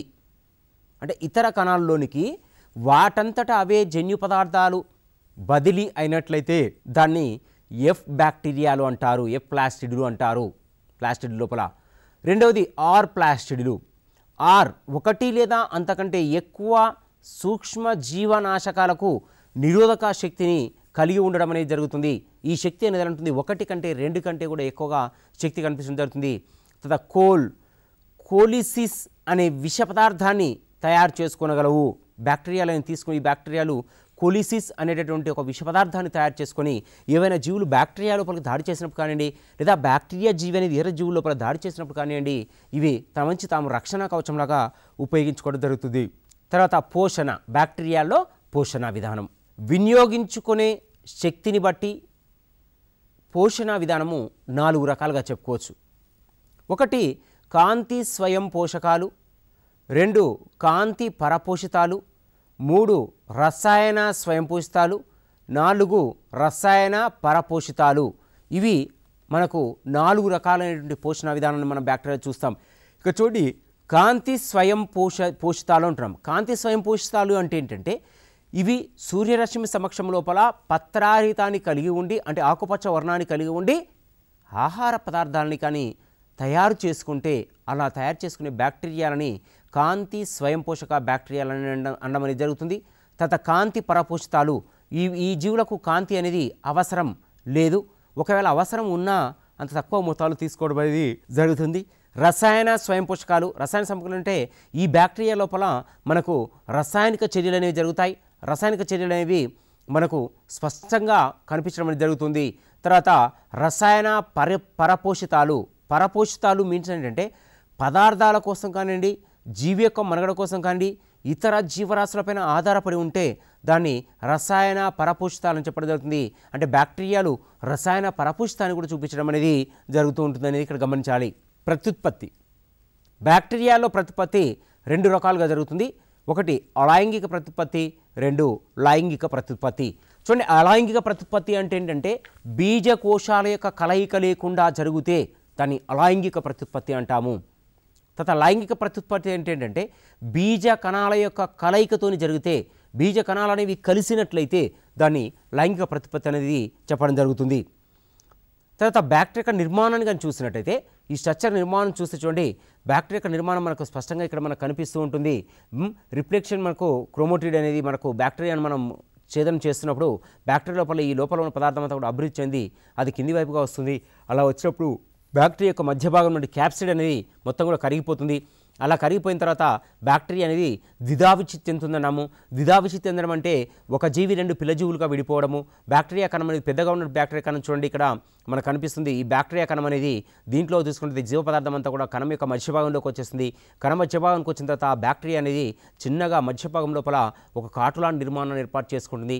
అలా నిర్మాణాన్ని ఈ విధంగా ఏర్పాటు చేసుకోవడం వల్ల ఏమవుతుందంటే ఈ ఒక జీవి 2 పిల్లు జీవులుగా విడిపోవడాన్ని, ఇక్కడ ఒకే ఒక బ్యాక్టీరియా జీవి మనకు కనిపిస్తుంది, 2 పిల్ల జీవులుగా మనకు స్పష్టంగా కనిపిస్తున్నాయి. ఇలా 2 పిల్ల జీవులుగా కనిపించడాన్ని మనం ఏమంటామంటే ద్విధావిచ్ఛిత్తి అంటాము. ద్విధావిచ్ఛిత్తి అనగానే నౌ దిస్ క్లారిఫై, ఒక జీవి 2 పిల్ల జీవులుగా విడిపోవడాన్ని ద్విధావిచ్ఛిత్తి అని చెప్పబడుతుంది. ఇది బ్యాక్టీరియాకు ఉదాహరణగా చూడవచ్చు. దాని యొక్క స్ట్రక్చర్ నిర్మాణాన్ని ఇక్కడ మనము స్పష్టంగా చూడండి ఇక్కడ మనకు ఒకే ఒకటి బ్యాక్టీరియా కనిపిస్తుంది. ఇక్కడ 2 పిల్లజీవులుగా ఏర్పడడానికి విభజన చెందడానికి సంయుగ్మం చెందింది. సంయుగ్మం చెందడం అంటే కలవడం, సంయుగ్మం అని చెప్పుకున్నాము. ఇలా మనకు 2 కూడా విభజన చెందడం జరుగుతుంది. ఈ 2 కూడా మనకు స్పష్టంగా కనిపిస్తుంది. ఇది బ్యాక్టీరియా జరిగేటటువంటి ప్రత్యుత్పత్తి. తర్వాత అలైంగిక ప్రత్యుత్పత్తి. దీనిలో లైంగిక ప్రత్యుత్పత్తి ద్విధా విచ్చిత్తి ద్వారా జరుగుతుంది. ప్రతి 18 నుంచి 20 నిమిషాలకు ఒకసారి ద్విధా విచ్చిత్తి జరిగి కణాల సంఖ్య అనేది రెట్టింపు అవుతుంది. బ్యాక్టీరియా లోపల లైంగిక ప్రత్యుత్పత్తి ఎలా జరుగుతుందంటే ద్విధా విచ్చిత్తి ద్వారానే జరుగుతుంది. బట్ కాకపోతే దీంట్లో ఒక్కొక్క ద్విధా విచ్చిత్త ప్రక్రియ లోపల 18 నుంచి 20 నిమిషాల కాలం పడుతుంది బ్యాక్టీరియా ప్రత్యుత్పత్తి చేయడానికి. ఒకసారి ద్విధా విచ్చిత్తి జరిగిన కణాల సంఖ్య రెట్టింపు అనేది అవుతూనే ఉంటుంది. ఒకసారి కనుక జరిగినట్టయితే అది కంటిన్యూషన్గా మనకు రెట్టింపు అవుతూనే ఉంటుంది. లైంగిక ప్రతిపత్తి చూడండి, దీనిలో నిజమైనటువంటి లైంగిక ప్రతిపత్తి అనేది ఏమీ కూడా లేదు. కానీ జన్యు పదార్థం వినిమయం జరుగుతుంది. ఇది 3 రకాలుగా ఉంటుంది. ఒకటి సంయుగ్మము, జన్యు వాహనము, జన్యు పరివర్తన. ఇది మనకు 3 రకాల లైంగిక ప్రతిపత్తి అనేది 3 రకాలుగా మనకు స్పష్టంగా కనిపిస్తుండడం అనేది జరుగుతుంది. ఫస్ట్ వన్ సంయుగ్మము. దీనిని 1846 సంవత్సరం లోపల మొట్టమొదటిసారిగా లాడెన్బర్గ్ టాటాంబుల్ ఈ కోలైలో కనుక్కోవడం జరిగింది. తర్వాత ఈ కోలైలో డిఎన్ఏకు అనుబంధ పోగు వైరస్ ఉంటుంది, ఇది సంయుగ్మంలో పాల్గొంటుంది అని చెప్పినటువంటి వ్యక్తి మనకు ఉన్నారు. ఇదే ఈ కోలై యొక్క బ్యాక్టీరియా లోపల డిఎన్ఏలు అదనపు పోగులు అనేవి ప్లాస్టిక్లోనే ఉంటాయి. ఇవి సంయుగ్మం లోపల ప్రముఖమైనటువంటి పాత్ర వహిస్తాయని కూడా మనకు చెప్పడం జరిగింది. తర్వాత జన్యు వాహకము. ఒక బ్యాక్టీరియా నుండి వేరొక బ్యాక్టీరియాకు బ్యాక్టీరియో ఫేజ్ ద్వారా జన్యు పదార్థం మార్పిడి చెందడాన్ని జన్యు వాహనము అంటారు. అంటే ఒక బ్యాక్టీరియా నుంచి మరొక బ్యాక్టీరియాకి బ్యాక్టీరియా ఫేజ్ ద్వారా జన్యు పదార్థం కానీ మార్పిడి చెందితే దాన్ని జన్యు వాహనము అంటారు. ఉదాహరణకు తీసుకున్నట్టయితే లెడర్బర్గ్, జిండర్లు శాస్త్రవేత్తలు సాల్మోనెల్లా టైఫై మ్యూరియాన్లో జన్యు వాహనాలకు కనుగొనడం అనేది జరిగింది. కొన్ని బ్యాక్టీరియా యొక్క నిర్మాణాలు కానివ్వండి, వాటి యొక్క సౌరూప్యాలు కానివ్వండి, మనము పర్టికులర్గా పుస్తకాలలో కానివ్వండి, ఛాయాచిత్రాలలో కానివ్వండి, లేదంటే గూగుల్లో కానీ వాటిని మనం చూసుకోవడానికి అవకాశం అనేది ఎక్కువగా ఉంటుంది. జన్యు పరివర్తన. దీనిలో కణం నగ్న డిఎన్ఏను లేదా దాని సంబంధిత ముక్కలను స్వీకరించి క్రోమోజోముల్లోకి చొప్పించడానికి ఉపయోగపడేటువంటి ప్రక్రియ ఇది. తర్వాత అనువంశికతంగా సంభవిస్తుంది. దీనిని ఫెడరిక్ గ్రిఫ్ స్టెప్టోకోకస్ న్యూమోలో కనుగొనడం అనేది జరిగింది. అయితే స్టెప్టోకోకస్ బ్యాక్టీరియాలు తీసుకుంటే నిర్మాణాలు అనేవి ఏర్పాటుగా ఉంటాయని చెప్పుకున్నాం. దీన్ని స్టెప్టోకోకస్ లోపల మనకు కనిపెట్టడం జరిగింది. తర్వాత బ్యాక్టీరియాల తర్వాత వైరస్లను గురించి అధ్యయనం చేసేటటువంటి శాస్త్రాన్ని వైరాలజీ అంటారు. వైరాలజీ అంటే వైరస్ల గురించి అధ్యయనం చేసేటటువంటి శాస్త్రము. వైరస్లు అతి సూక్ష్మమైనవి, కణరహిత, ప్రకృతి చెందగల జన్యు పదార్థము గల జీవులు, చలనరహిత, క్షోభ్యతారహిత జీవులు. వీటిలో జీవక్రియలు అనేవి జరగవు. ఇక్కడ గమనించాల్సింది ఏంటంటే వైరస్లు అనేవి అతి సూక్ష్మమైనటువంటి చిన్నగా ఉంటాయి, కణ రహితంగా ఉంటాయి, కణం అనేది ఉండదు. ప్రకృతి చెందగల జన్యు పదార్థము గల జీవులు, తర్వాత చలనరహిత, క్షోభ్యత లేని జీవులు. వీటిలో జీవక్రియలు అనేవి జరగవు. ఇవి చలనానికి ఎలా విధంగా చలనం అనేవి చేయవు. కానీ ఇవి ప్రత్యేకంగా తీసుకుంటే చలనావయవాలు ఏమీ కూడా ఉండవు. ఇవి ఇతర జీవులు అంటిపెట్టుకుంటాయని చెప్పడం జరిగింది. కేవలం జన్యు పదార్థం మాత్రమే ఉంటుంది. ఇది అనువంశికంగా సంక్రమిస్తుంది, ఉత్పరివర్తనం చెందుతుంది. ఉత్పరివర్తనం అంటే చూడండి, ఒక జీవి లోపల ఆకస్మికంగా సంభవించేటటువంటి పరిణామాలని ఉత్పరివర్తనాలు అంటారు. కేవలం జన్యు పదార్థం మాత్రమే ఉంటుంది కాబట్టి ఇది అనువంశికతను చూపుతుంది అని చెప్పడానికి ఆస్కారం అనేది ఎక్కువగా ఉంటుంది. రైసోసోములను మరియు స్థిరమైన కణజీవ పదార్థం వైరస్ల వైరస్లో ఉండదు. వైరస్లు ఆతిథేయ కణంలోని ప్రోటీన్ లేదా కేంద్రక ఆమ్లాలలో సంశ్లేషణ చేసుకుంటూ ఉంటాయి. ఇవి ఆతిథేయ కణాల బయట ఉన్నప్పుడు వైరస్లు ఒక లవణ స్ఫటికము వలె కనిపిస్తాయి, ప్రత్యుత్పత్తి జరుపుకోలేవు. బ్యాక్టీరియా యొక్క ఈ నిర్మాణాలు కానీ వైరస్ యొక్క నిర్మాణాలు కానీ చూసినట్లయితే రైబోసోములు మరియు స్థిరమైనటువంటి కణజీవన పదార్థము వైరస్లో ఉండదు. కానీ వైరస్లు ఆతిథేయ కణంలోని ప్రోటీన్లు లేదా కేంద్రక ఆమ్లాలను సంశ్లేషణ చేయడానికి ఉపయోగపడడం అనేది జరుగుతుంది. తర్వాత ఆతిథేయ కణాల యొక్క బయట ఉన్నప్పుడు వైరస్ ఒక లవణ స్ఫటికము వలె స్పష్టంగా కనిపిస్తూ ఉంటుంది, ప్రత్యుత్పత్తి అనేవి ఇవి జరపలేవు. వైరస్ అనగా వైరసే, బట్ వైరస్ అనగా వైరస్ అనే ఏంటంటే ఇవి జీవులు కావు, తర్వాత జడ రసాయనాలు అనేవి అస్సలు కావు అని అన్నటువంటి ఆండ్రోలోఫ్ ఫ్రెంచ్ శాస్త్రవేత్త, ఇతను ఆండ్రోలోఫ్ ఫ్రెంచ్ శాస్త్రవేత్త పిచ్చి కుక్కకు కాటు వ్యాధికి మందు మొట్టమొదటిసారిగా ఉపయోగించినటువంటి వ్యక్తి ఎవరంటే సర్ లూయి ప్యాచర్. ఇతను వ్యాధి కారకాన్ని వైరస్ అని చెప్పడం అనేది జరిగింది. లూయి ప్యాచర్ గారిని మనం పర్సనల్ చూసినట్టయితే ఇతను మైక్రోబయాలజీ మీద పరిశోధనలు చేసినటువంటి వ్యక్తి. ఇతను దాదాపుగా తీసుకుంటే లూయి ప్యాచర్ 1865 సంవత్సరం లోపల ఇతను బ్యాక్టీరియా యొక్క పిచ్చి కుక్కకు మంది రెబీస్ వ్యాధి, కుక్క కాటు వలన సంబంధించిన వ్యాధి రెబీస్ వ్యాధి, ఈ రెబీస్ వ్యాధికి మందు కనుగొనడం జరిగింది. వైరస్లను మొదటిసారిగా కనుగొన్నటువంటిది ఎవరే అంటే ఐవాన్ వస్కీ అనేటువంటి వ్యక్తి 1892 సంవత్సర కాలం లోపలనే వైరస్ల యొక్క నిర్మాణాన్ని కనుగొన్నారు. పొగాకు మొజాయిక్ తెగలకు కలగచేసే కారణాలను గార్నియా కారణాలుగా పేర్కొనడం జరిగింది. వైరస్లకు కంటాజియం వైవం ఫ్లూయిడమ్ సజీవ సంకరంగా సంక్రమించేటువంటి ద్రావణము అని వర్ణించింది బై జెరింక్. తర్వాత 1835లో పొగాకులో మొజాయిక్ వ్యాధిని కలగచేసే టుబాకో మొజాయిక్ వైరస్ టీఎంవి అంటారు. దీన్ని కనుగొన్నటువంటి వ్యక్తి ఎవరంటే డబ్ల్యూఎం స్టాన్లీ అనేటువంటి వ్యక్తి టీఎంవి వైరస్ యొక్క నిర్మాణాన్ని కనుగొనడం జరిగింది. ఈ క్వశ్చన్ని అనేక సందర్భాలలో కాంపిటేటివ్ ఎగ్జామినేషన్ జరిగింది. టీఎంవి వైరస్ యొక్క నిర్మాణాన్ని కనుగొన్నటువంటి శాస్త్రవేత్త ఎవరు? డబ్ల్యూఎండి స్టాన్లీ అనేటటువంటి శాస్త్రవేత్త టీఎంవి వైరస్ని కనుగొన్నాడు. తర్వాత వైరస్ల యొక్క కంటాజియం వైవం ఫ్లూయిడమ్ అంటే సజీవంగా సంక్రమించేటటువంటి ద్రావణము. ఈ సజీవంగా వచ్చి సంక్రమించే ద్రావణాన్ని బైజెరిక్ అనేటటువంటి శాస్త్రవేత్త దీన్ని కనుగొని చూపించడం అనేది జరిగింది. ఇది వైరస్ల యొక్క నిర్మాణం మనకు కనిపించింది.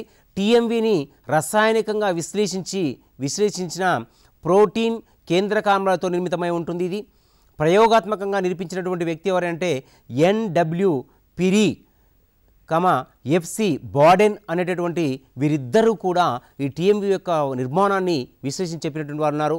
వైరస్ల్లో కేంద్రకామ్లమే వ్యాధిని కలగచేయు కారకమని జన్యు పదార్థము అని నిర్ధారణ చేసినటువంటి ఎవరంటే 1965 లోపల గ్రీగర్ స్క్రాములు అనేటటువంటి వీరిద్దరూ కూడా వైరస్లలో కేంద్రకామ్లము వ్యాధిని కలగచేస్తుందని వ్యాధిని కలిగే కారకమని తర్వాత జన్యు పదార్థము అని నిర్ధారణ చేసి తెలిపినటువంటి వారు వీరిద్దరు కూడా స్పష్టంగా మనము చూడవచ్చును. తర్వాత వైరస్లలో ఆర్ఎన్ఏ జన్యు పదార్థము అని నిర్ధారించినటువంటి వారు అంటే ఫ్రాంకల్ కన్రాట్ అనేటువంటి ఇద్దరు సైంటిస్టులు ఏం చేశారంటే టీఎంవి లోపల ఆర్ఎన్ఏ జన్యు పదార్థము ఉంటుంది అని నిర్ధారించారు వీళ్ళు.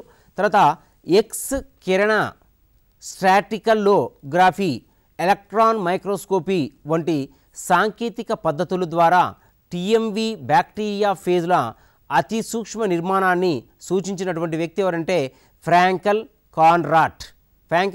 వీళ్ళిద్దరూ కూడా టీఎంవి యొక్క బ్యాక్టీరియా అంటే TMV bacteria tobacco mosaic virus అనేది బ్యాక్టీరియోఫేజుల అతి సూక్ష్మ నిర్మాణాన్ని చూపిస్తుంది అని చెప్పినటువంటి వ్యక్తి ఎవరంటే వ్యక్తులు ఫ్రాంకల్ కన్రాడ్ అనే వీరిద్దరూ కూడా టీఎంవి వైరస్ అనేది బ్యాక్టీరియోఫేజ్లోలాగా అతి సూక్ష్మంగా అంటిపెట్టుకున్న విషయ నిర్మాణాన్ని వీళ్ళు చూపించడం జరిగింది. సో మరి అంతేకాకుండా తీసుకుంటే ఈ బ్యాక్టీరియాల యొక్క నిర్మాణాన్ని కానీ మనం పరిశీలన చేసి చూసినట్టయితే బ్యాక్టీరియాలు అనేక స్థితులను కలిగి ఉండి అనేక లక్షణాలను కలిగి ఉండి ఇవి ప్రత్యేకమైన ధర్మాలను చూపుతూ ఉంటాయి.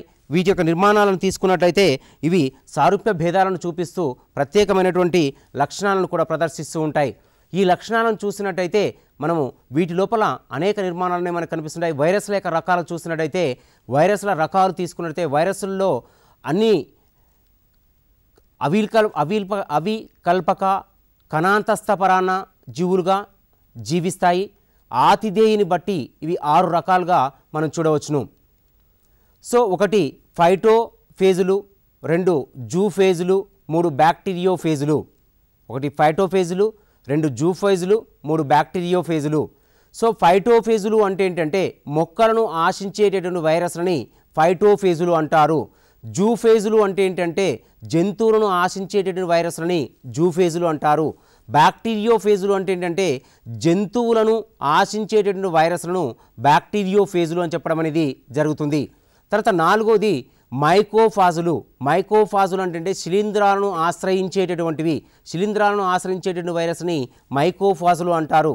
తర్వాత 5వది ఏంటంటే జైమోఫాజులు. జైమోఫాజులు అంటే ఈస్టులను ఆశ్రయించేటటువంటి ఈస్టు కణాలపైన నివసించేటువంటి ఈస్టు కణాలపైన దాడి చేసి ఉండేటటువంటి వాటిని జైమోఫాజులు అంటారు. తర్వాత 6వది సయనోఫాజులు. సయనో అంటే ఇక్కడ ఏంటంటే బ్యాక్టీరియా బ్లూ గ్రీన్ ఆల్గేను ఆశ్రయించేటటువంటివి.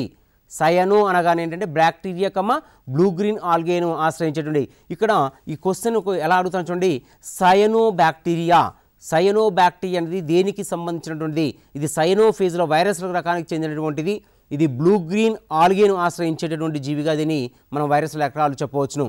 తర్వాత వైరస్ల యొక్క స్ట్రక్చర్, నిర్మాణం. వైరస్ల నిర్మాణం ఎలా ఉంటుందంటే వైరస్లు బాహ్య లక్షణాలైన ఆకారంగా తీసుకున్న ఆకారము, పరిమాణంలో, బరువులో, అంతర్నిర్మాణంలో తేడా అనేది చూపిస్తూ ఉంటాయి. పరిమాణంగా చూసినట్టయితే వైరస్ రేణువులను విరియన్లు అని అనడం జరుగుతుంది. వైరస్ సాంకేతిక పదమే విరియన్లు. సో వైరస్ల యొక్క సాంకేతిక పదాన్ని ఏమంటారంటే విరియన్లు అని చెప్పడం అనేది జరుగుతుంది. పరిణామం లోపల అతి చిన్న వైరస్ బ్యాక్టీరియోఫేజ్, దీన్ని F2 అని చెప్పడం జరుగుతుంది. స్కానింగ్, ట్రాన్స్మిషన్, ఎలక్ట్రానిక్ సూక్ష్మదర్శితో మాత్రమే ఈ యొక్క అతి చిన్న వైరస్ని మనం చూడడానికి అవకాశం ఎక్కువగా ఉంటుంది. అతి చిన్న వైరస్లు ఏంటనేది క్వశ్చన్ అడగడానికి అవకాశం ఎక్కువగా ఉంటుంది. బ్యాక్టీరియోఫేజ్లని అతి చిన్న వైరస్లు అంటారు. ఇవి F2 అంటే స్మాల్ F2 ద్వారా దీనికి కోడ్ చేయవచ్చును మనము. స్కానింగ్ ద్వారా కానీ ట్రాన్స్మిషన్ ఎలక్ట్రానిక్ సూక్ష్మదర్శితో మాత్రమే దీన్ని చూడడానికి అవకాశం అనేది ఎక్కువగా ఉంటుంది. అతిపెద్ద వైరస్ తీసుకున్నట్టయితే వ్యాక్సినియా వైరస్. ఇది శక్తివంతమైనది. సూక్ష్మదర్శితో మాత్రమే దీన్ని చూడడానికి అవకాశం అనేది ఎక్కువగా ఉంటుంది. సో ఈ 2 అంశాల్లో కూడా తీసుకున్నట్టయితే అంటే అతి చిన్న వైరస్ కానివ్వండి, అతిపెద్ద వైరస్ కానివ్వండి, ఈ 2 అంశాలను కూడా మనం ఇక్కడ స్పష్టంగా మనము ఈ పేర్లను గుర్తుపెట్టుకోవాల్సిన అవసరం అనేది ఉంటుంది. తర్వాత వైరస్ల యొక్క ఆకారం కానీ తీసుకున్నట్టయితే దండాకారంలో ఉంటుంది. దండాకారంలో ఉండేటువంటి వైరస్కు ఉదాహరణ ఏంటంటే TMV virus, tobacco mosaic virus. పొగాకు మొజాయిక్ వైరస్ అంటాము. టుబాక్ అంటే పొగాకు మొజాయిక్ వైరస్ అంటాము. ఇది దీర్ఘచతురస్రాకారంలో ఉంటుంది. వ్యాక్సినియా వైరస్ దీర్ఘచతురస్రాకారంలో వైరస్ ఏంటంటే వ్యాక్సినియా వైరస్. బహుభుజి ఆకారంలో వైరస్ తీసుకుంటే అడినో వైరస్. గోళాకారంలో ఉండే వైరస్ తీసుకుంటే పోలియో వైరస్. తోక కప్ప ఆకారంలో ఉండే వైరస్ తీసుకుంటే బ్యాక్టీరియోఫేజ్. తర్వాత బుల్లెట్ ఆకారంలో ఉండే వైరస్ ఏంటంటే రబ్డో వైరస్. సో ఈ వైరస్లు అనేవి తీసుకుంటే మనకు ముఖ్యంగా 6 రకాలుగా మనం ఆకారాన్ని బట్టి తీసుకోవచ్చు. ఆకారాన్ని బట్టి 6 వర్గాలు చూడవచ్చు. దండాకార వైరస్ అంటే టీఎంవి వైరస్, దీర్ఘచతురస్రాకారంగా ఉండేటంటే వ్యాక్సినియా వైరస్, బహుభుజి ఆకారంలో తీసుకుంటే అడినో వైరస్, గోళాకారంలో తీసుకుంటే పోలియో వైరస్, తోక కప్ప ఆకారం తీసుకుంటే బ్యాక్టీరియోఫేజ్, బుల్లెట్ ఆకారం తీసుకుంటే రబ్డో వైరస్. ఇక్కడ ఒక క్వశ్చన్ గుర్తుపెట్టుకోవాలి. పోలియో వైరస్ ఏ ఆకృతిలో ఉంటుంది? గోళాకృతిలో ఉంటుంది. తోక కప్ప ఆకారంలో ఉండే వైరస్ ఏంటి? బ్యాక్టీరియోఫేజ్. ఇది గుర్తుపెట్టుకోవాల్సిన అవసరం ఉంటుంది. తర్వాత వైరస్ యొక్క రసాయన నిర్మాణంగా తీసుకున్నట్టయితే వైరస్లలో కేవలం ప్రోటీన్ తొడుగు మాత్రమే ఉంటుంది. న్యూక్లిక్ ఆమ్లాలు మాత్రమే ఉండుట వలన ఈ వైరస్లను న్యూక్లియో ప్రోటీన్లు అంటే అనడం జరుగుతుంది. తర్వాత కేంద్రకామ్లాన్ని కాపాడే లేదా బదిలీ చేసే బాహ్య తొడుగు అనేది ఉంటుంది వైరస్ లోపల. దీన్ని క్యాప్సిడ్లు అంటారు. క్యాప్సిడ్ మీన్స్ అంటే ఒక తొడుగు లాంటి నిర్మాణం అనేది ఉంటుంది. క్యాప్సిడ్ యొక్క నిర్మాణాత్మక ప్రమాణాలు ఏంటంటే తీసుకుంటే కప్పోమియర్ అనేటువంటిది క్యాప్సిడ్ యొక్క నిర్మాణాత్మక ప్రమాణాలు. కొన్ని జంతువు వైరస్లలో క్యాప్సిడ్లకు వెలుపలి పొర అనేది ఉంటుంది. దీన్ని పెప్సిస్టోట్ అంటాము, పెప్లోసిస్ అంటాము, ప్లెప్లోసిస్ అని చెప్పడం అనేది జరుగుతుంది. తర్వాత దీని యొక్క నిర్మాణాత్మక ప్రమాణాలుగా చూస్తుంటే ప్లెప్లోసిస్ యొక్క నిర్మాణాత్మక ప్రమాణం తీసుకుంటే ప్లెప్లోమీర్లు. ఉదాహరణ తీసుకున్నట్టయితే ఇన్ఫ్లూజా వైరస్లో మాత్రమే ప్లెప్లోమీర్లు అనేవి ఉండడం జరుగుతుంది. సాధారణంగా మొక్కల వైరస్లో ఉండు ముఖ్య పదార్థం ఏంటంటే వైరస్లో ఉండే ముఖ్యమైన పదార్థం ఆర్ఎన్ఏ అనేది ఉంటుంది. వైరస్ లోపల డిఎన్ఏ అనేది చాలా తక్కువ కనిపిస్తుండడం జరుగుతూ ఉంటుంది. జంతువుల వైరస్లో ఉండు జన్యు పదార్థం తీసుకుంటే డిఎన్ఏ ఉంటుంది. అంటే ఇక్కడ చూడండి, ఇక్కడ మొక్కల్లో ఉండేటువంటి వైరస్లో ఉండేటటువంటి పదార్థము ఏమిటి అనగానేమంటే ఆర్ఎన్ఏ పదార్థం అంటే మొక్కల వైరస్లో బాగా గుర్తుపెట్టుకోవాలి. ఇక్కడ జంతువుల వైరస్లో ఉండే పదార్థం ఏంటి తీసుకున్నట్టయితే డిఎన్ఏ పదార్థం అనేది ఉండడం అనేది జరుగుతుంది. డిఎన్ఏను తర్వాత ఆర్ఎన్ఏ చూస్తుంటే ఆర్ఎన్ఏను కలిగిన జంతు వైరస్లు తీసుకుంటే పోలియో వైరస్, ఇన్ఫ్లూజా వైరస్. ఆర్ఎన్ఏను కలిగిన జంతు వైరస్లు ఏమిటాయంటే పోలియో వైరస్ తర్వాత ఇన్ఫ్లూజా వైరస్లు రెండు కూడా ఉంటాయి. డిఎన్ఏను కలిపిన మొక్కల వైరస్లు ఏంటి అంటే క్యాలీఫ్లవర్ మొజాయిక్ వైరస్ తర్వాత డైహీనిషియా మొజాయిక్ వైరస్లు. ఈ రెండు కూడా డిఎన్ఏను కప్పి ఉండేటటువంటి వైరస్లకు ఉదాహరణగా చూడొచ్చు. సాధారణంగా వైరస్లో ఒకే ఒక పోగు అనేది ఉంటుంది. ఉదాహరణకు తీసుకున్నట్టయితే 174, M13 బ్యాక్టీరియోఫేజ్లు అనేవి ఈ యొక్క ఒకే ఒక పోగు ఉన్నటువంటి బ్యాక్టీరియా వైరస్లకు ఉదాహరణగా తీసుకోవచ్చు. కొన్నింటిలో రెండు పోగులు ఉంటాయి. ఉదాహరణకు తీసుకున్నట్టే హూండ్ ట్యూమర్ వైరస్ తర్వాత మొక్కజొన్నలో ఉండేటువంటి రఫ్ డ్రాఫర్ వైరస్. ఈ రెండు కూడా తీసుకున్నట్టయితే ఇవి మనకు మొక్కల్లో ఉండేటువంటి రెండు పోగుల వైరస్లకు ఉదాహరణగా చూడవచ్చును. తర్వాత సౌష్ఠవం తీసుకున్నట్టే క్యాప్సిడ్ పొర అనేది పొర యొక్క నిర్మాణాత్మక ప్రమాణాలైన క్యాప్సోమియర్ల అమరికను బట్టి వైరస్ల సౌష్ఠవం అనేది ఉంటుంది. ఇంకా అంతేకాకుండా తీసుకుంటే ఇవి సర్పిలాకార సౌష్ఠవాన్ని కలిగి ఉంటాయి. పొగాకో మొజాయిక్ వైరస్ నిర్మాణాన్ని కలిగి ఉంటాయి. వీటి యొక్క స్పష్టమైనటువంటి నిర్మాణం అనేది మనకు కనిపిస్తూ ఉండడం అనేది జరుగుతూ ఉంటుంది. తర్వాత ఇవి స్తూపాకారంగా కూడా మనకు సునాయాచరంగా కనిపించడం జరుగుతుంది. ఇవి ఎగ్జాంపుల్గా తీసుకుంటే అడినో వైరస్. ఇది తర్వాత తీసుకుంటే నెక్స్ట్ బైనెత్ సౌష్ఠవము. బైనెత్ సౌష్ఠవం అంటే రెండు రకాల సౌష్ఠవాన్ని కలిగి ఉండడము. ఉదాహరణ తీసుకుంటే T1, T4 బ్యాక్టీరియోఫేజ్లు. బైనెత్ సౌష్ఠవం, బై అంటే రెండు, సౌష్ఠవాలంటే రెండు గోడలుగా కనిపిస్తుంటున్నాం, పక్క నుంచి రెండు నిర్మాణాలు మనకు కనిపిస్తుంటే దాన్ని బైనెత్ సౌష్ఠవం అంటారు. ఇది రెండు రకాల సౌష్ఠవాన్ని కలిగి ఉంటుంది. ఉదాహరణకు T1 వైరస్, తర్వాత తీసుకుంటే T2, T4. సో T2, T4లు ప్రధానంగా చెప్పుకోవాల్సినటువంటి వైరస్ చెప్పుకోవచ్చు. వైరాయిడ్లు వైరస్లను పోలిన ప్రోటీన్ తొడుగు లేని కేంద్రక ఆమ్లము గల వ్యాధి సంక్రమిక కారకాలు. ఉదాహరణకు పొటాటోలో స్పెండిల్ ట్యూమర్ వైరస్ తర్వాత ఎక్సోకార్టిస్ వైరస్లు ఈ రెండూ కూడా వైరాయిడ్లకు ఉదాహరణగా చెప్పుకోవచ్చును. తర్వాత ప్రియాస్లు వైరస్ను పోలిన కేంద్రకామ్లము లేని ప్రోటీన్లను మాత్రమే ఉండే సంక్రమ కారకాలు. ఉదాహరణ గొర్రెల్లో చూసినట్టయితే స్క్రోపీ వ్యాధి అనేది వస్తుంది. ఆవుల లోపల తీసుకుంటే మడ్కాక్ అనేటువంటి వ్యాధులు అనేవి ఈ వైరస్ ద్వారా సంక్రమించడం అనేది జరుగుతూ ఉంటుంది. తర్వాత టీఎంవి వైరస్ని చూస్తే దీన్ని కనుగొన్నది ఫ్రాంక్లిన్ 1959 లోపల కనుగొన్నాడు. ఇది దండాకార వైరస్ అని చెప్పడం జరిగింది. టీఎంవి వైరస్ని కనుగొన్నటువంటి శాస్త్రవేత్త ఎవరు? ఫ్రాంక్లిన్. ఎప్పుడు? 1959 సంవత్సరం లోపల. స్ఫటికీకరించిన మొట్టమొదటి వైరస్ మొక్కల వైరస్ నిర్మాణానికి ఇది నమూనాగా ఉంటుందని చెప్పవచ్చును. దీని యొక్క పొడవు కానీ తీసుకున్నట్లయితే 300 నానోమీటర్స్ నుంచి 300 నానోమీటర్ ఉంటుంది పొడవు. వ్యాసం తీసుకుంటే 18 నుంచి 1900 నానోమీటర్స్ ఉంటుంది. తర్వాత అనుభారం తీసుకున్నట్టయితే 39 × 10⁶ డాల్టన్స్ పరిమాణం లోపల ఈ టుబాకో వైరస్ అనేది ఉండడం జరుగుతుంది. తర్వాత వైరస్ క్యాప్సిడ్లో ఉండే కప్సోమియర్లు 2130 ప్రోటీన్ ఉపప్రమాణాలను కలిగి ఉంటాయి. క్యాప్సిడ్ లోపల ఒక పోగు లాంటి ఆర్ఎన్ఏ అనేది ఉండడం అనేది జరుగుతుంది. దీంట్లో టీఎంవి వైరస్ యొక్క నిర్మాణంలో తీసుకుంటే మన క్వశ్చన్ చూసినట్టయితే టీఎంవి వైరస్ను కనుగొన్నటువంటి శాస్త్రవేత్త ఎవరు? ఫ్రాంక్లిన్. టీఎంవి వైరస్ను కనుగొన్న శాస్త్రవేత్త ఎవరు? ఫ్రాంక్లిన్ అనే విషయాన్ని ఇక్కడ మనము గుర్తుంచుకోవాలి. తర్వాత స్ఫటికీకరించిన మొదటి వైరస్ మొక్కలకు వైరస్ నిర్మాణానికి ఇది నమూనా వంటిదని చెప్పవచ్చును. దీని యొక్క పొడవు కానీ తీసుకుంటే 300 నానోమీటర్స్, వ్యాసం తీసుకుంటే 18 నుంచి 19 నానోమీటర్స్, అనుభారం తీసుకుంటే 39 × 10⁶ డాల్సన్స్ కలిగి ఉంటుంది. ఈ వైరస్లు అనేవి మనకు తీసుకుంటే అనేక క్యాప్సిడ్ను కలిగి ఉండి ఒకే ఒక పోగు కలిగి ఉంటే ఆర్ఎన్ఏను కలిగి ఉండడం జరుగుతుంది. సో బ్యాక్టీరియోఫేజ్, బ్యాక్టీరియా యొక్క ఫేజ్ నిర్మాణంగా తీసుకొని చూడండి. బ్యాక్టీరియా ఫేజ్ స్ట్రక్చర్ చూడండి, ఈ విధంగా ఉంటుంది బ్యాక్టీరియా ఫేజ్. సో పై భాగంలో తీసుకుంటే మనకు ఒక తలలాంటి నిర్మాణం అనేది కనిపిస్తుంది. తర్వాత మధ్యలో తీసుకుంటే కాలర్స్ కనిపిస్తుంది. ఇక్కడ కోన్స్ అనేవి మనకు స్పష్టంగా కనిపిస్తుంటాయి. ఈ బ్యాక్టీరియా ఫేజ్ యొక్క నిర్మాణంలో తీసుకుంటే మనకు స్పష్టంగా ఇక్కడ నిర్మాణాలు ఇవి మనకు కనిపిస్తుండడం జరుగుతుంది. ఇవి ట్రాలర్ పిన్సెస్, ఇవి మనకు హెగ్జిడ్ని అంటిపెట్టుకోవడానికి ఉపయోగపడడం జరుగుతుంది. ఈ విధంగా బ్యాక్టీరియా ఫేజ్ యొక్క నిర్మాణం అనేది మనకు స్పష్టంగా కనిపించడం జరుగుతుంది. సో బ్యాక్టీరియా ఫేజ్ నిర్మాణాన్ని కానీ చూసినట్టయితే వీటిని 1915 లోపల ట్వార్ట్ కనుగొనడం జరిగింది. ట్వార్ట్ అనేది శాస్త్రవేత్త 1915 సంవత్సరంలో బ్యాక్టీరియా ఫేజ్ని కనుగొన్నాడు. 1917లో ఫిలిక్స్ డిహెరిలీ బ్యాక్టీరియా ఫేజ్ అని నామకరణం చేయడం జరిగింది. ఈ కనుగొన్నటువంటి బ్యాక్టీరియాలకు ఫిలిక్స్ డే హెరిలీ అనేటటువంటి వ్యక్తి బ్యాక్టీరియా ఫేజ్లను నామకరణం చేశాడు.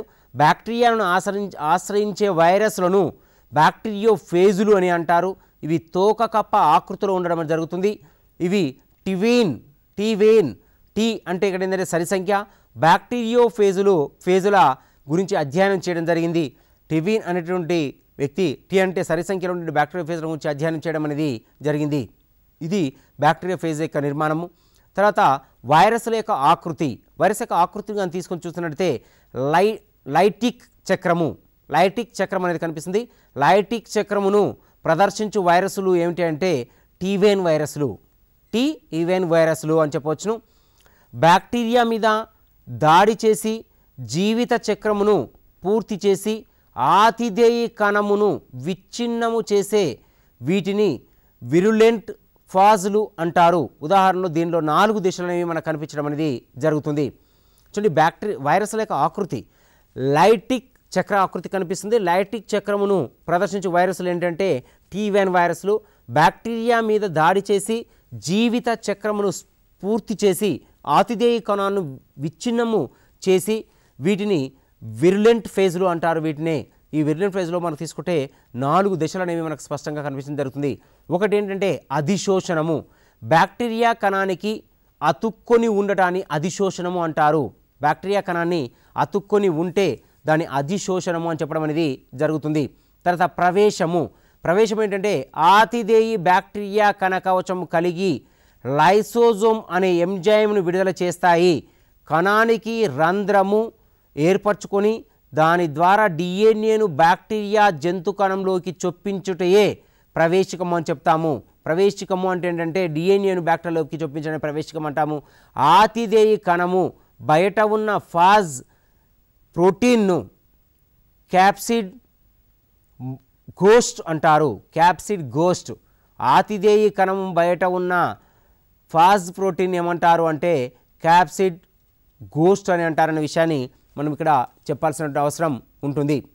సో గుప్త దశ, బ్యాక్టీరియాలజీ దశ గుప్త దశ. ఈ దశలో పరిపక్వము చెందినటువంటిగా ఉంది, 2గా విభజన చెంది ఉంటుంది ఇది. సో అంతేకాకుండా తీసుకుంటే విచ్ఛిన్నం అనేది స్పష్టంగా దీంట్లో కనిపిస్తుంది.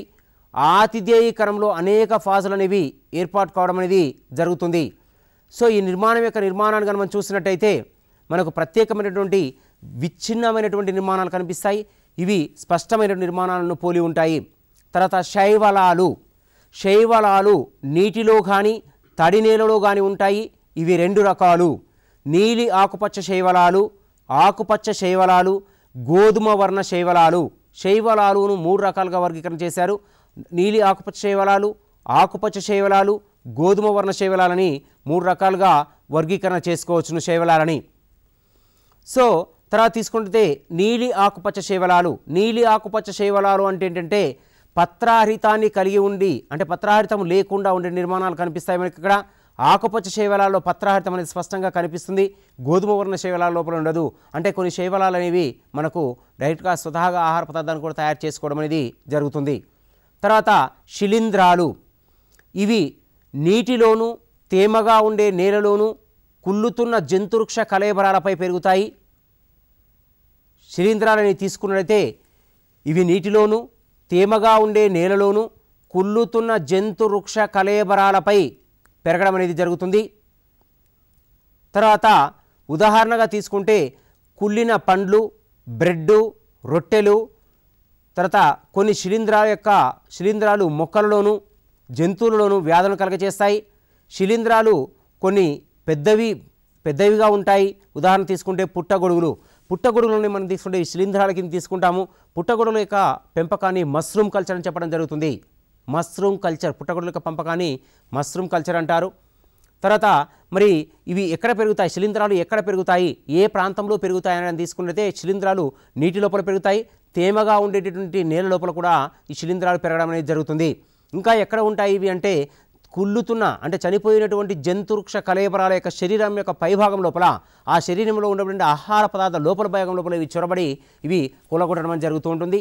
మరి ఉదాహరణకు తీసుకుంటే కుళ్ళిన పండ్లు, ఆ పండ్లు కానివ్వండి, రొట్టెలు కానివ్వండి, బ్రెడ్ కానివ్వండి, జంతువుల యొక్క వ్యాధులు కానివ్వండి, ఇవన్నీ కూడా మనకు ప్రత్యేకంగా కనిపిస్తుంటాయి. ముఖ్యంగా తీసుకుంటే కొన్ని శిలీంధ్రాలు అనేవి పెద్దవిగా ఉంటాయనుకుంటున్నాం. పెద్దవిగా ఉండడానికి తీసుకుంటే పుట్టగొడుగులు. ఈ పుట్టగొడుగులు అనేవి తీసుకుంటే ఇవి శిలీంధ్రాల కిందికి వస్తాయి.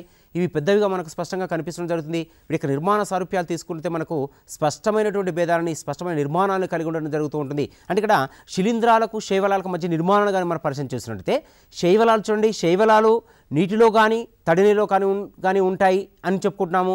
అదే శిలీంధ్రాలు కూడా తీసుకుంటే నీటిలోనూ తేమగా ఉండే ప్రాంతాల నేలలోనూ ఉంటాయి. అంటే శిలీంధ్రాలు శైవలాలు రెండూ కూడా తీసుకుంటాయి. శైవలాలు తీసుకుంటే చూడండి నీటిలో ఉంటున్నాయి, తడి నేలలోగా ఉంటున్నాయి. తర్వాత శిలీంధ్రాలు కూడా తీసుకుంటే నీటిలోనూ ఉంటున్నాయి, తేమగా ఉండే ప్రాంతాల లోపల కూడా ఇవి ఉండడం అనేది జరుగుతుంది. సో ఇక్కడ ఈ రెండూ కూడా తీసుకుంటే, మరి ఇక్కడ తీసుకుంటే ఇవి 3 రకాలని చెప్పుకున్నాం. ఇవి కూడా తీసుకుంటే ప్రత్యేకమైన రకాలు అనేవి ఉండవు, కానీ ఇవి ప్రత్యేకంగా నివాసం ఏర్పాటు చేసుకొని ఇవి జీవనాన్ని సాగిస్తడం జరుగుతుంది. ముఖ్యంగా శిలీంధ్రాల యొక్క నిర్మాణం తీసుకుంటే శిలీంధ్రాలు ఇటు మానవుల్లో కానివ్వండి, తర్వాత మొక్కల్లో కానివ్వండి వ్యాధులను కలిగించడం అనేది జరుగుతూ ఉంటుంది. సో ఇది మనకు సూక్ష్మజీవ ప్రపంచంలో ఉండబడినటువంటి టాపిక్ లోపల సూక్ష్మజీవుల యొక్క నిర్మాణము, బ్యాక్టీరియాలు, బ్యాక్టీరియోఫేజు, తర్వాత శైవలాలు, శిలీంధ్రాలు. సో ఈ టాపిక్ మా కొంతమంది మిగిలినటువంటి టాపిక్ గురించి మనము తర్వాత క్లాస్ లోపల చూద్దాం. శిలీంధ్రాల గురించి చూస్తున్నాం. శిలీంధ్రాలు అనేవి తీసుకున్నట్టయితే మనకు శిలీంధ్రాలు వ్యాధిగా ఉంటాయి, పెద్దవిగా ఉంటాయని చెప్పుకున్నాం. ఈ శిలీంధ్రాలు అనేవి ఈస్ట్ అనే శిలీంధ్రం తప్ప మిగిలినవన్నీ కూడా పోగుల వలె ఉంటాయి. ఈ పోగులను తంతువులు లేదా మైసీలియం అంటారు. ఈ పోగుల మధ్యలో గోడలు ఉండి కణాల వలె కనిపిస్తూ ఉంటాయి. ఇవి శిలీంధ్రాలలో పత్రహరితం అనేది ఉండదు. ఇవి స్వయంగా ఆహారం తయారు చేసుకోలేవు, కాబట్టి పూతికాహార పోషణ జరుపుతాయి. శరీర ముక్కలు కావడము, సిద్ధబీజాలు, సంయోగ బీజాల ద్వారా ప్రత్యుత్పత్తిని శిలీంధ్రాలు అనేవి జరుపుతాయి. సూక్ష్మజీవ ప్రపంచం లోపల మనము వైరస్లు, సూక్ష్మజీవులు, బ్యాక్టీరియాల నిర్మాణాల గురించి చూసాం. ఇప్పుడు శైవలాలు, శిలీంధ్రాల కంపెనీ. నెక్స్ట్ ప్రోటోజోవన్లకు సంబంధించిన విషయము. ప్రోటోజోవన్ల యొక్క వ్యాధులు, తర్వాత మిగతా ఏమి ఉంటాయి, ఎలా ఉంటాయి, ఏ రకంగా ఉంటుంది, తర్వాత క్లాస్లో చూద్దాం.